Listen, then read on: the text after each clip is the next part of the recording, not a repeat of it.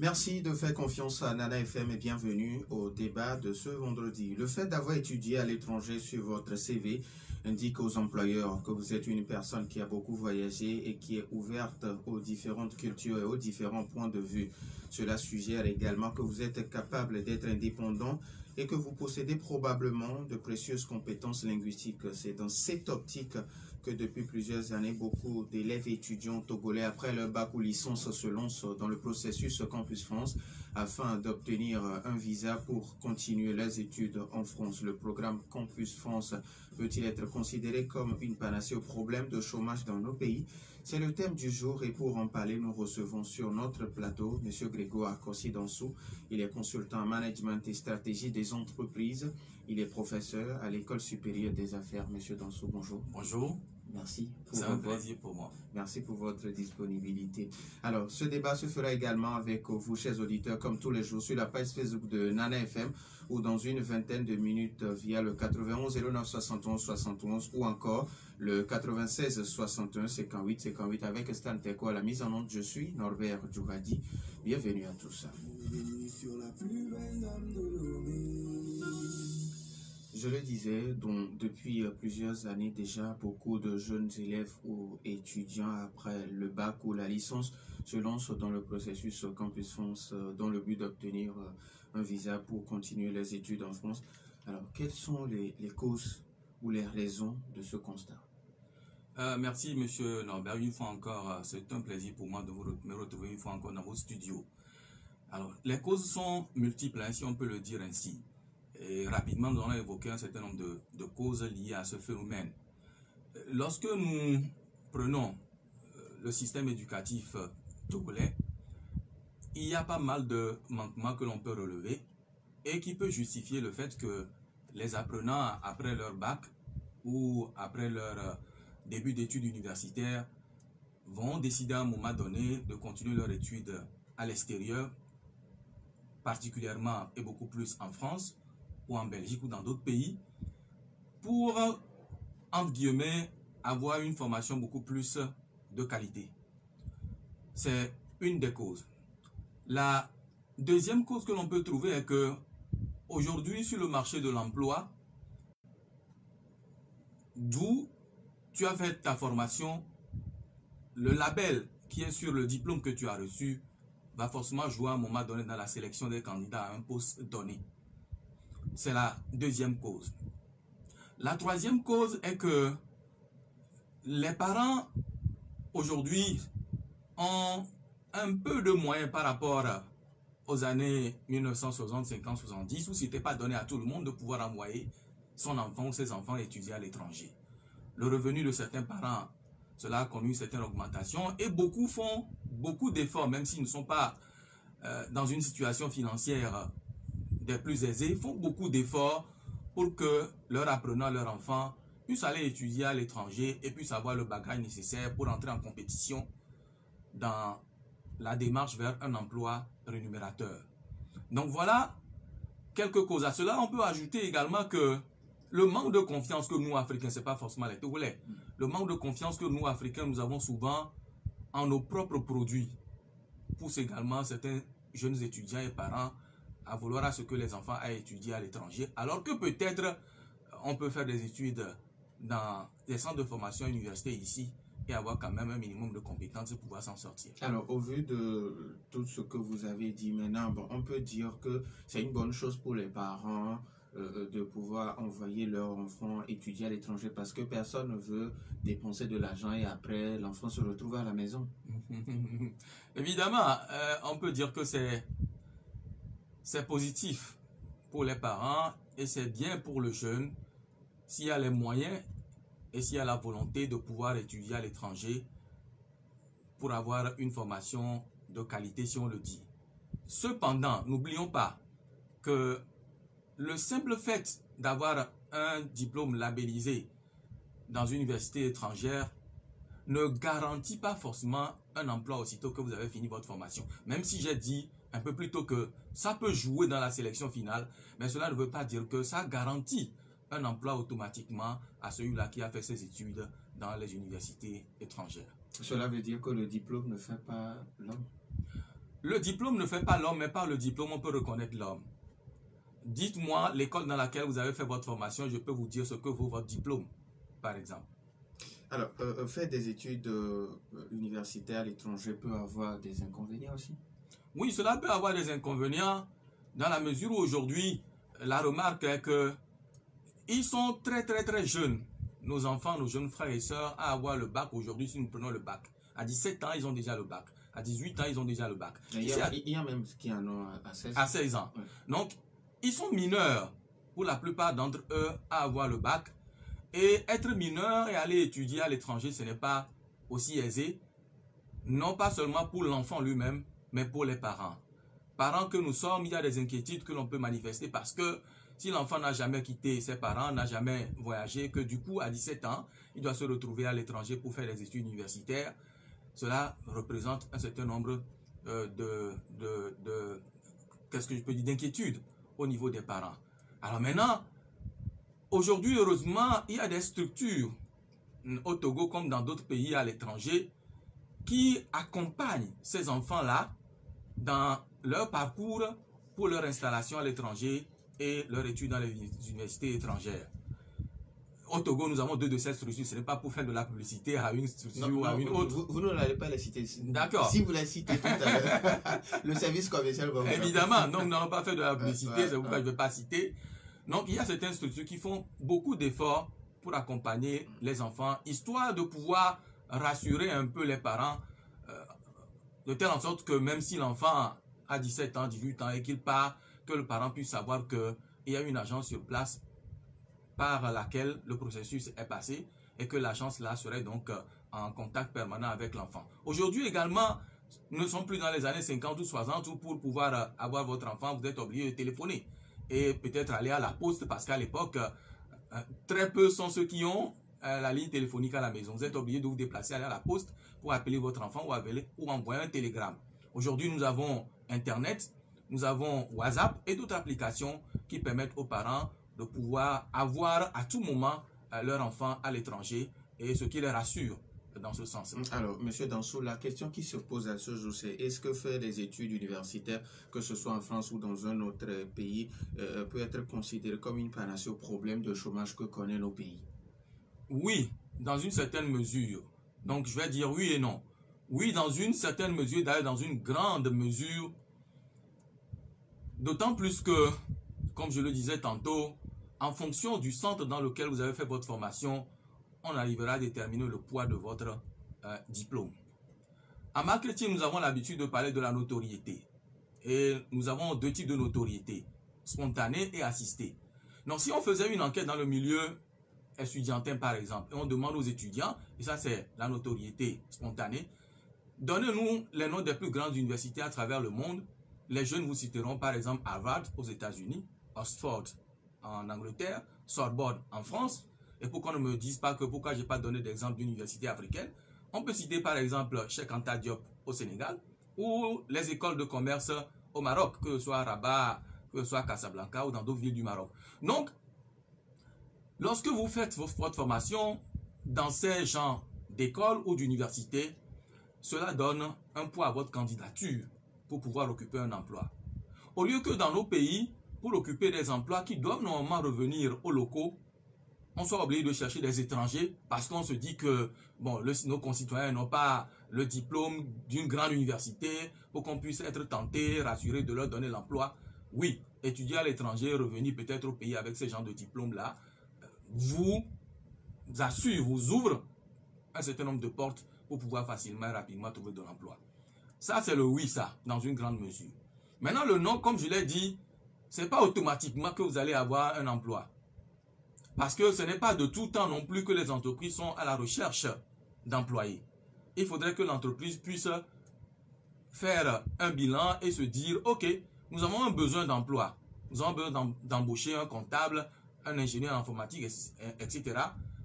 Et c'est là où le processus de recrutement sera lancé. Vous déposez votre candidature, vous allez dire, ok. Donc tout ceci dépend également de l'économie du pays. Si l'économie du pays se porte bien, ça veut dire que les activités économiques tournent bien, les entreprises vont recruter parce que ce que les entreprises produisent, elles arrivent à vendre. Mais lorsqu'on est dans une difficulté économique dans un pays, les entreprises ne recrutent pas. parce que les affaires ne tournent pas. Pourquoi vous allez recruter, payer un salaire, alors qu'il n'y a pas d'entrée? Donc c'est pourquoi je dis, oui, cela peut ouvrir beaucoup de portes, mais non, ce n'est pas automatiquement parce que vous avez un diplôme étranger que vous allez avoir un emploi. Alors, la plupart de ces jeunes qui vont étudier en France, beaucoup ne reviennent pas. On préfère rester dans l'autre pays et puis bon, trouver un emploi. Alors, comment remédier à cette fuite de cerveau pour le bon développement de nos pays africains? Oui, c'est un grand chantier qui n'incombe pas seulement au gouvernement, mais qui incombe également à tous les acteurs du système éducatif. Quand je parle des acteurs du système éducatif, je parle du gouvernement, bien sûr, à travers les ministères de tutelle. Je parle des parents d'élèves, je parle des promoteurs ou fondateurs d'écoles, et je parle des élèves eux-mêmes. Il faudrait qu'à un moment donné, l'État puisse, par exemple, faire en sorte que le cadre soit assaini. Qu'un contrôle soit régulièrement fait au niveau des promoteurs d'écoles pour s'assurer de la qualité des enseignements que ces écoles donnent. C'est vrai, il y a beaucoup d'écoles qui font beaucoup d'efforts pour fournir un enseignement de qualité. Aujourd'hui d'ailleurs, ça c'est pour ouvrir une parenthèse, aujourd'hui d'ailleurs, il y a des formations délocalisées qui se font. Au lieu que le jeune parte en Occident pour étudier, pas mal d'écoles ont des partenariats avec des écoles du Nord, de l'Ouest de l'Europe, et les formations qui peuvent être faites en Occident se font également ici dans certaines de ces écoles-là. Donc c'est une des solutions à cette perte-là de la jeunesse qui part, qui étudie à l'étranger, qui risque de ne pas revenir. Alors il faut également, comme je le disais tantôt, qu'il y ait beaucoup de communication entre parents d'élèves, élèves et les promoteurs d'école là pour rassurer les parents que ce que nous faisons ici n'a pas grand-chose à envier à ce qui se fait ailleurs.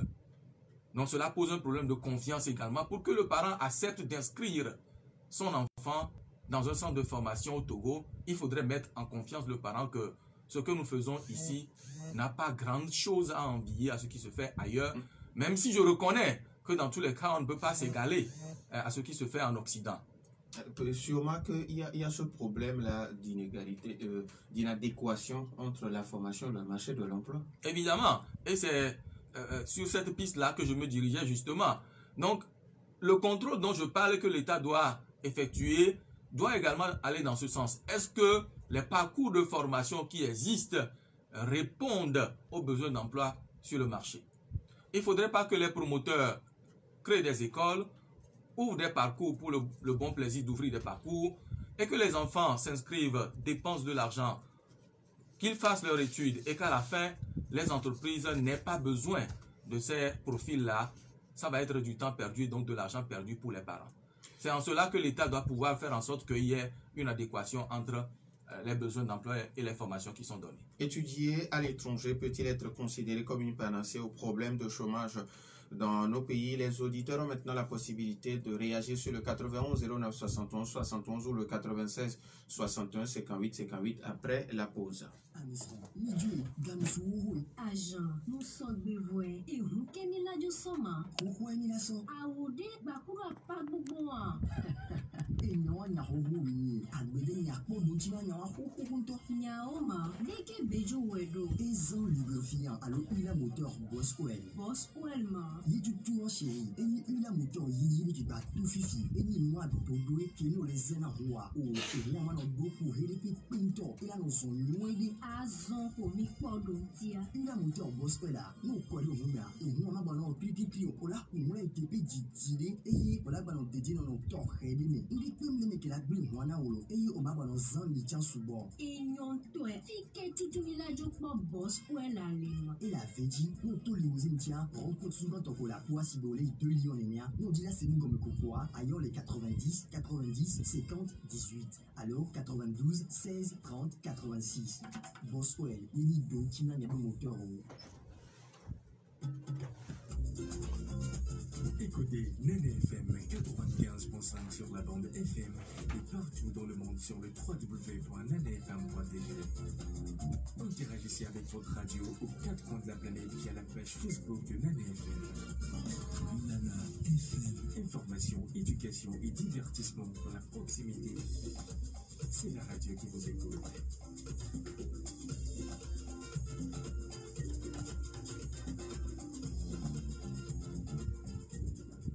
Retour dans les studios de Nana FM. Étudier à l'étranger peut-il être considéré comme une panacée au problème de chômage dans nos pays? Les auditeurs ont maintenant la possibilité. Nous avons un tout premier auditeur. Nana FM, allô?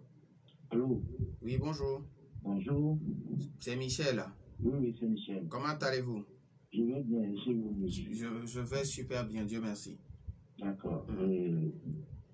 Pour votre sujet de débat aujourd'hui, je pense que nous avons un sérieux problème de mentalité ou de complexe d'infériorité. C'est ça d'abord notre problème.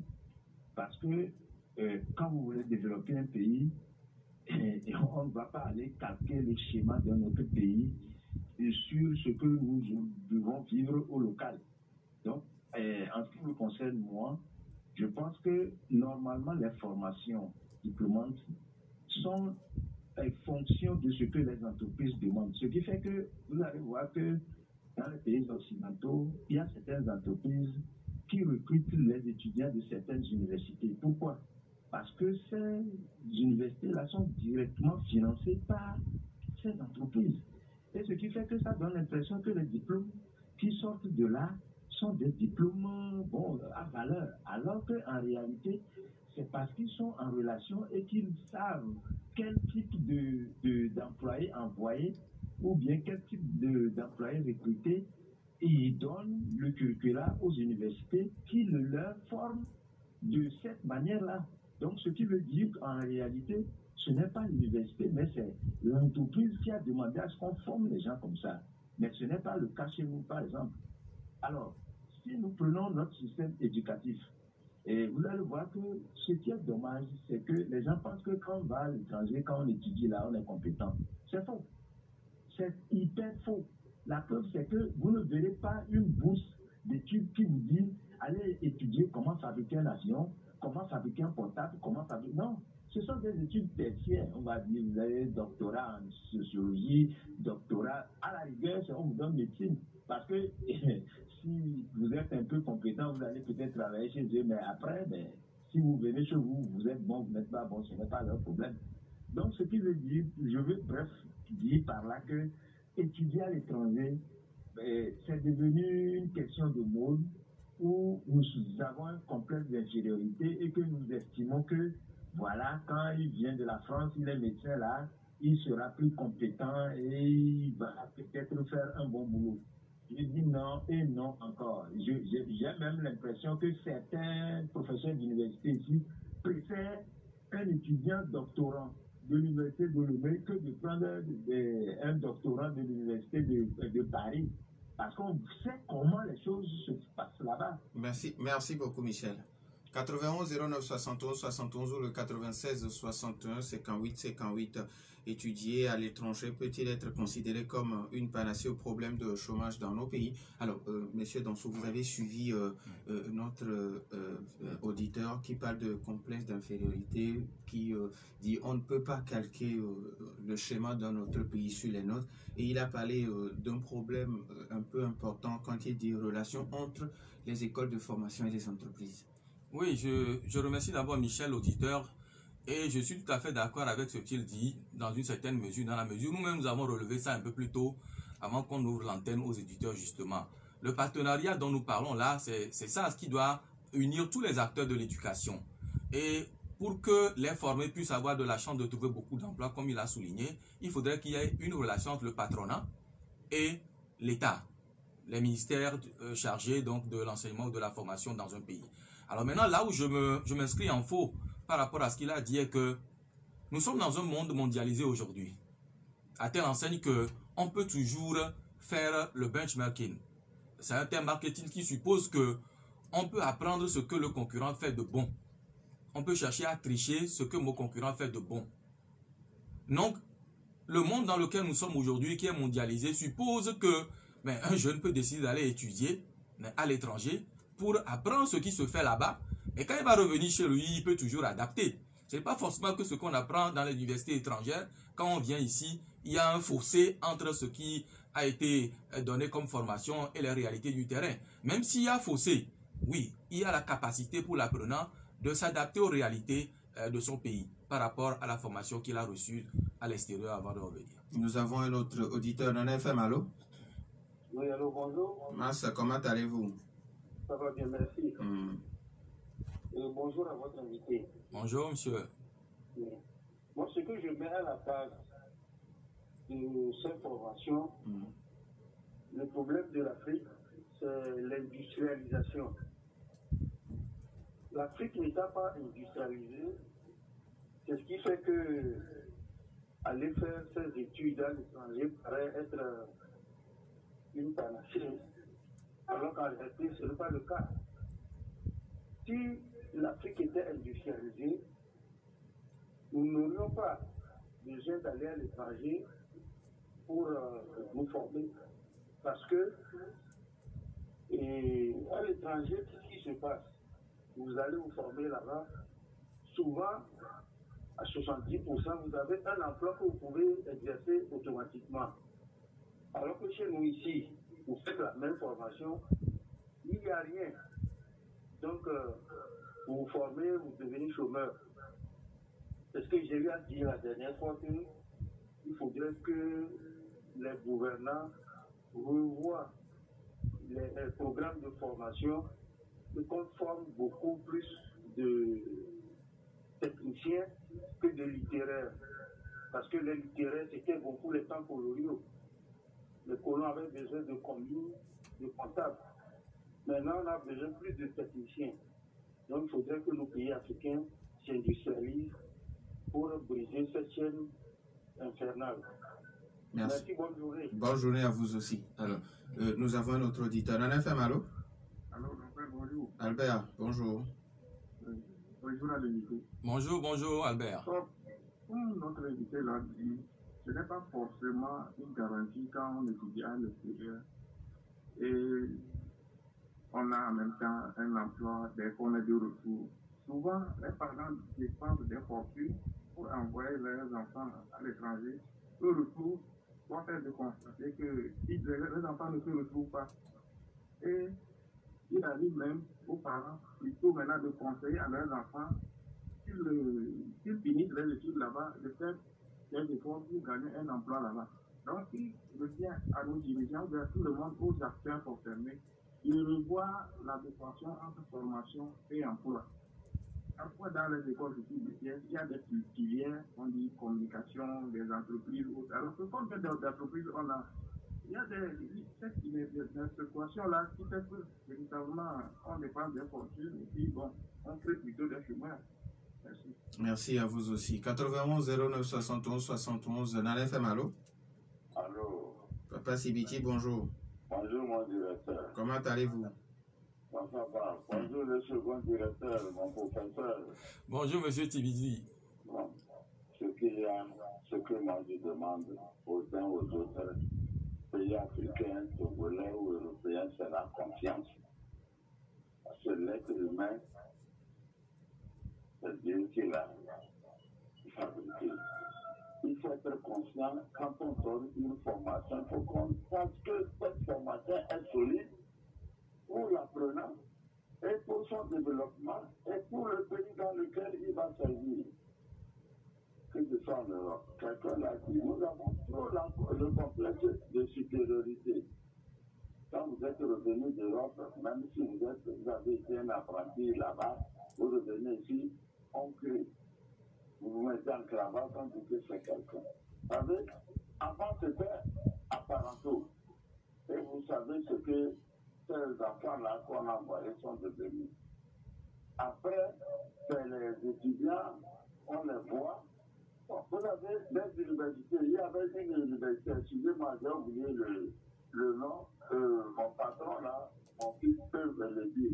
Vous allez dans cette université, vous avez des diplômes au rappel, vous revenez ici, on vous classe en A1, A2, tout ça.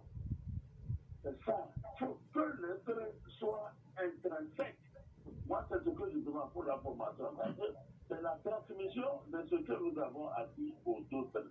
Et c'est ça, je suis d'accord. N'ayons pas étudié. On peut vous donner de bons livres.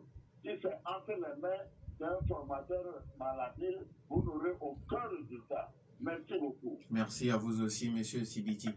Nous avons 91 09 71 71 ou le 96 61 58 58. Nana FM, allô? Oui, allô? Bonjour. Oui, bonjour. Votre nom, s'il vous plaît? John. Oui, je m'appelle John. Vous nous appelez de? J'appelle de Bagida. Bagida, ok, allez-y, monsieur John. Oui, et je ne partage pas intégralement tout ce qui a été dit, parce que les gens pensent qu'une étude, ça s'arrête au bulletin, c'est pas une étude de répète, c'est seulement qu'il s'agit. Sur le terrain, qu'est-ce qu'on fait? De façon complète, une fois que vous avez étudié dans les livres, vous pouvez transposer ce que vous avez appris sur le terrain. C'est-à-dire, vous avez des machines pour vérifier les éléments que vous avez étudiés dans les livres. Mais qu'est-ce qu'on fait? Quand vous voyez ici à l'hôpital, on forme des médecins qui n'ont jamais touché au scanner. Tous les jours, vous en parlez vous-même. Vous dites, oh, ben, il n'y a pas de machine, il n'y a pas de ceci. On forme les étudiants, ils sortent au médecin, ils sortent ceci, ils sortent cela, et ils n'ont pas l'outil pour travailler. Vous allez chez un ophtalmo, on avait tout ce qu'il faut pour regarder vos problèmes. C'est de ça qu'il s'agit, avant tout. Hein? C'est de ça qu'il s'agit. Il ne s'agit pas de dire on fait des études théoriques, et puis c'est tout. Qu'est-ce qu'on fait après les études universitaires? Il faudrait que, dans le contraire, on puisse exercer les choses confrontées de réalité. Ce n'est pas le cas ici.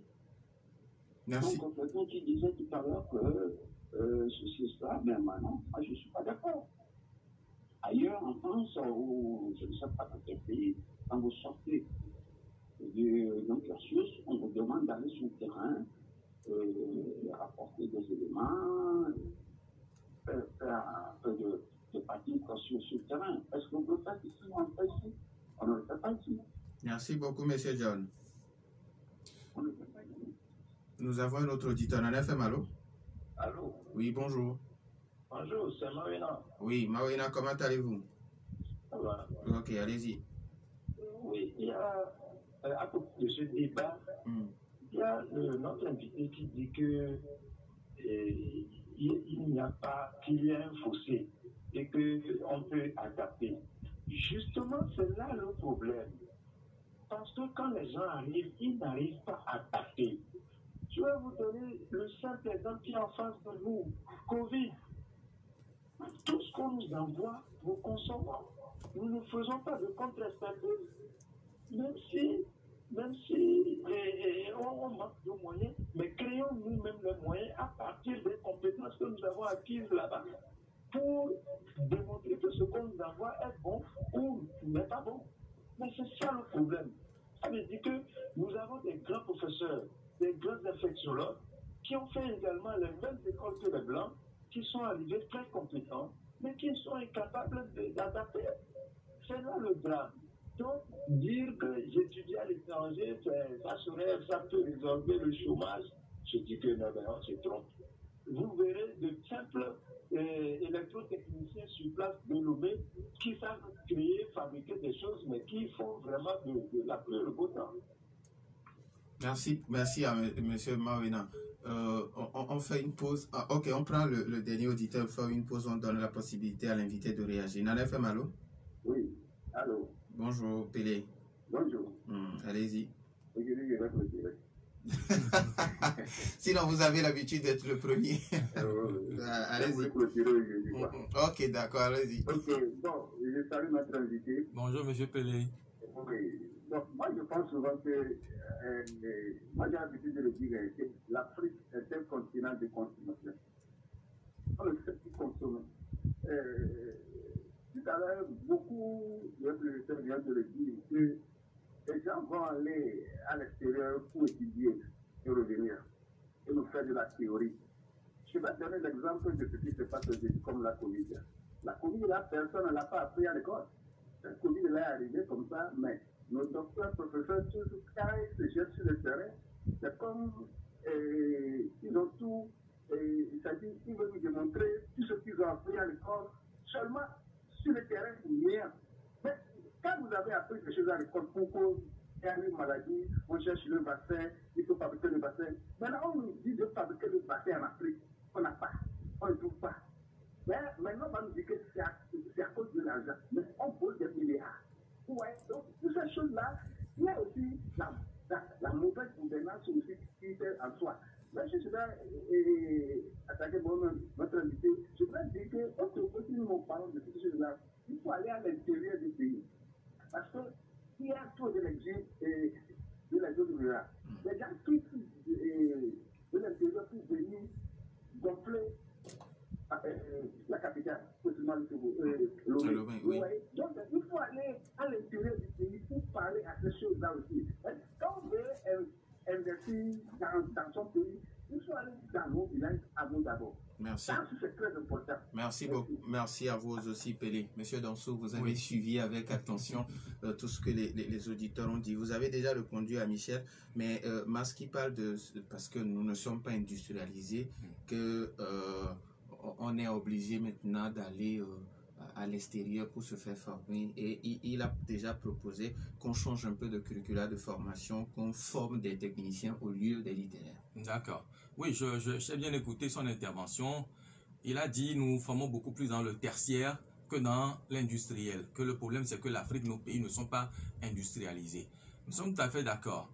Mais vous allez constater ces dernières années que nos dirigeants, du moins certains parmi eux, ont pris conscience de ce retard-là que nous avons au niveau de l'industrialisation de nos pays.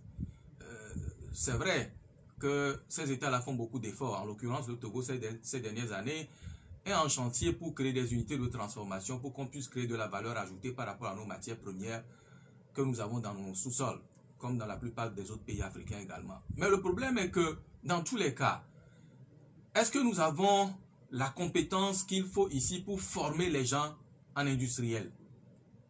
Moi, je dis ce n'est pas sûr. Il faudrait que dans tous les cas, que nous puissions envoyer nos concitoyens, ceux qui ont le niveau, ceux qui le méritent, pour aller se faire former à l'étranger dans les compétences industrielles et revenir justement piloter ces unités de production que nos gouvernements sont en train de mettre en place. Je rappelle que avant les indépendances, notre premier président Olympio avait démarré ce chantier en envoyant des jeunes en Israël, en Allemagne, pour apprendre la pratique d'un certain nombre de métiers. Est-ce que nos gouvernants actuels ont cette politique-là? Donc, ce qui pose également le problème de l'agenda de nos gouvernants. Est-ce que nos gouvernants ont sur leur agenda la politique d'industrialisation? Donc, ce qui suppose qu'en amont, il faut former un certain nombre de citoyens, les outiller pour qu'ils viennent piloter nos unités de production et de transformation. Alors, il y a M. John de Baguida qui parle de la différence entre la théorie et le pratique. On ne fait que de la théorie chez nous, alors que dans d'autres pays, vous faites la théorie, il y a aussi, vous faites la théorie, il y a la pratique à côté. Oui, c'est ce qui se fait dans la plupart des grandes écoles ou universités. C'est école et formation ou pratique en même temps. 2 jours dans les salles de cours, peut-être 3 jours sur le terrain, ou 3 jours dans les salles de cours, 2 jours sur le terrain. Ou bien systématiquement dans les congés, il y a un partenariat entre votre école et une société où on envoie donc les meilleurs des élèves ou des étudiants pour aller tâter le terrain et voir ce qui se passe en réalité. Maintenant, est-ce que nous, ici, nous faisons ça systématiquement? Non. C'est la raison pour laquelle on a dit plus haut qu'il faudrait que l'État puisse revoir le système éducatif en essayant de tisser un lien entre les ministères de tutelle chargés de la formation et le patronat togolais pour qu'on puisse savoir quels sont les curricula à mettre en place, quels sont les parcours de formation à mettre en place et encourager maintenant les promoteurs d'écoles à ouvrir des parcours allant dans ce sens-là.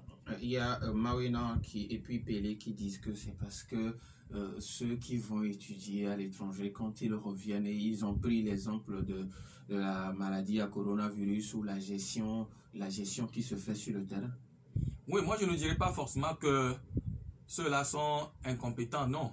Mais est-ce qu'on leur donne les moyens, matériellement parlant, moyens sur le plan matériel, sur le plan ressources humaines, sur le plan financier, pour que les recherches soient faites pour aboutir à un vaccin ou à un produit du moins pouvant donc atténuer ou guérir de ce mal-là? C'est aussi ça la grande question qu'il faut se poser. C'est aussi ça la problématique.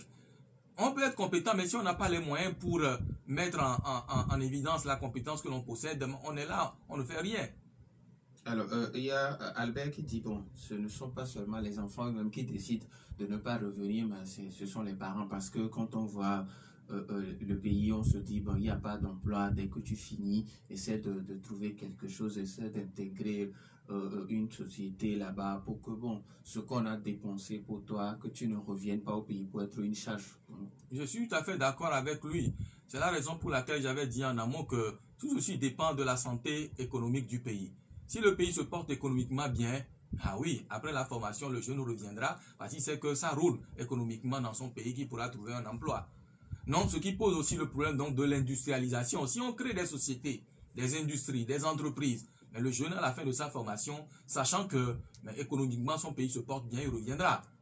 Alors, Monsieur Danso, le problème actuel, ou bien l'actualité est dominée par la gratuité des collèges et lycées publics. Vous, en tant qu'enseignant, quel regard vous avez sur ce problème? Est-ce que le fait de rendre gratuit les frais de scolarité pour les collèges et lycées publics va changer quelque chose? Ok. D'abord, moi, je voudrais féliciter le gouvernement pour cette décision courageuse qui a été prise.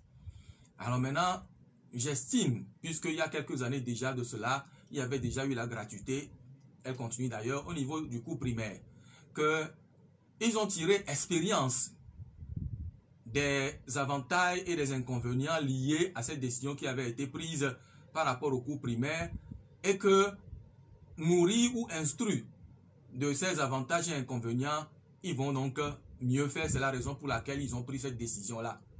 Ils sont conscients des conséquences que cette décision-là va entraîner, c'est-à-dire une augmentation de l'effectif au niveau des structures d'enseignement public. Le gouvernement en est véritablement conscient. Alors maintenant, entre être conscient et prendre les dispositions, peut-être il peut y avoir une longueur d'onde. C'est pourquoi moi je voudrais que la décision courageuse là et salutaire qui a été prise puisse être suivie d'action. Qu'on n'attende pas la rentrée qui est dans quelques semaines et qu'on soit surpris par le flux important d'arrivées. Et que c'est maintenant qu'on va commencer à s'activer pour dire on veut construire des appartements améliorés ou je ne sais quoi. Mais là, ce ne serait pas bon. Les quelques jours, quelques semaines qui restent avant la rentrée, il faudrait que le gouvernement puisse anticiper sur la demande importante d'inscription qu'il va y avoir au niveau des structures officielles. Et puis ce sont les chefs d'établissement qui vont beaucoup souffrir dans ce problème, dans cette situation. Évidemment, les chefs d'établissement sont obligés de gérer, de faire avec. C'est pour cette raison que, en me référant à la note ou au communiqué du ministre, j'espère qu'une formation et des instructions vont être données aux chefs d'établissement, aux inspecteurs, aux directeurs régionaux de l'éducation pour voir dans quelle mesure on peut canaliser ce flux-là qui va inéluctablement arriver à la rentrée. Et puis ce n'est pas tous les quartiers, bien toutes les villes du pays qui comportent suffisamment d'écoles pour contenir le flux dont vous parlez. Évidemment, c'est la raison pour laquelle je dis soit on doit construire des classes supplémentaires dans les établissements qui existent, le peu qui existe déjà, qu'on multiplie le nombre de salles, ou bien qu'on construise de nouvelles écoles dans les régions où il en manque. Et il y a certains même qui proposent que l'État subventionne aussi les écoles privées pour que voilà, on puisse prendre en charge une partie de ces flux. Oui, ça c'est un problème épineux. C'est vrai qu'une subvention est déjà accordée par l'État à certaines structures privées, notamment confessionnelles. C'est déjà un pas. Mais nos enquêtes nous montrent que la taille de la subvention n'est pas encore ça. Donc vivement que le gouvernement puisse revoir à la hausse le montant de la subvention qui est accordée aux écoles confessionnelles. Maintenant, en dehors des écoles confessionnelles, il y a des écoles privées laïques purement. Et là, c'est une subvention sous forme de ressources humaines que l'État fait. C'est-à-dire l'État envoie des enseignants dans ces structures-là que l'État paye lui-même. Ces enseignants ne sont pas à la charge des écoles privées laïques. Alors maintenant, si l'État peut, au-delà de ces subventions sous forme de ressources humaines, faire également une subvention sur le plan financier à ces autres écoles, ce serait une bonne chose. Merci à vous, Monsieur Danso. On va revenir à notre thème du jour et il nous reste pratiquement 2 minutes. Quelle conclusion peut-on tirer de tout ce qui a été dit? Si nous pouvons résumer faire la synthèse de tout ce qui a été dit par rapport à notre thématique, c'est que étudier à l'étranger a des avantages pour le candidat, pour le jeune. Mais cela n'a pas que des avantages pour ce dernier. Étudier à l'étranger peut permettre de pouvoir se valoriser, compétir pour un poste d'emploi, mais cela ne garantit pas nécessairement l'emploi au candidat. Et maintenant, les jeunes là qui veulent faire leur étude à l'étranger, qui puissent véritablement s'informer, s'ils n'ont pas les moyens de pouvoir s'informer eux-mêmes, qu'ils prennent attache avec les structures qui sont compétentes en la matière pour les accompagner, pour faire le suivi. Merci à M. Kossi Grégoire Tonsou, consultant en management et stratégie des entreprises. Il est professeur à l'École supérieure des affaires ESA. Merci à vous aussi pour votre fidélité d'écoute à Nana FM. Fin de ce débat mis en onde par Stan Teko. Je m'appelle Norbert Djouradi. Bonne suite de nos programmes.